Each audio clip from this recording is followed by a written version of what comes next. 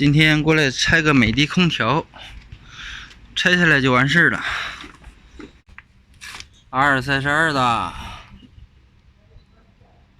32的制冷剂啊，有电了没有？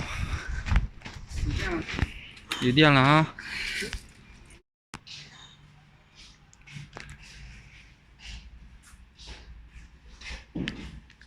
！3级能效，模式制冷，最低温度。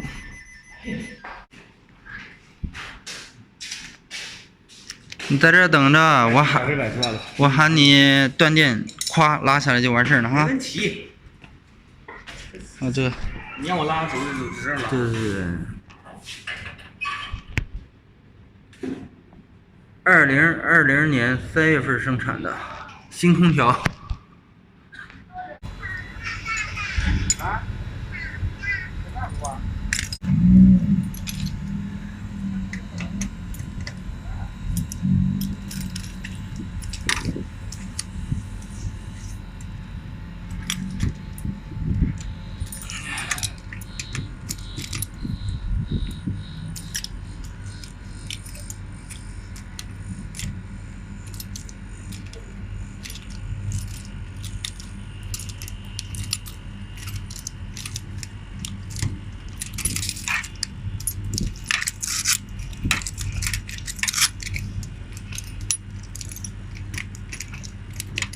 好，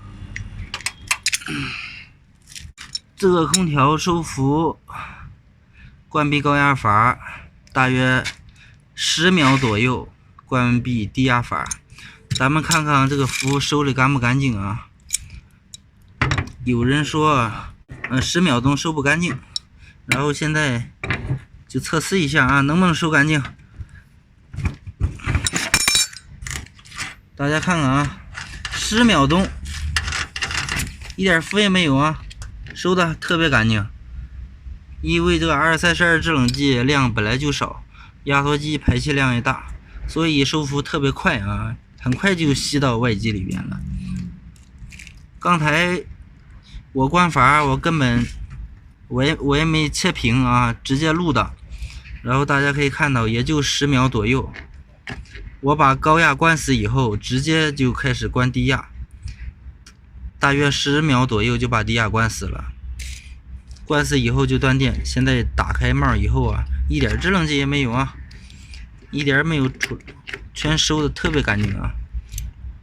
所以R32的呀，尽量快点收拾，快点收，以防发生危险。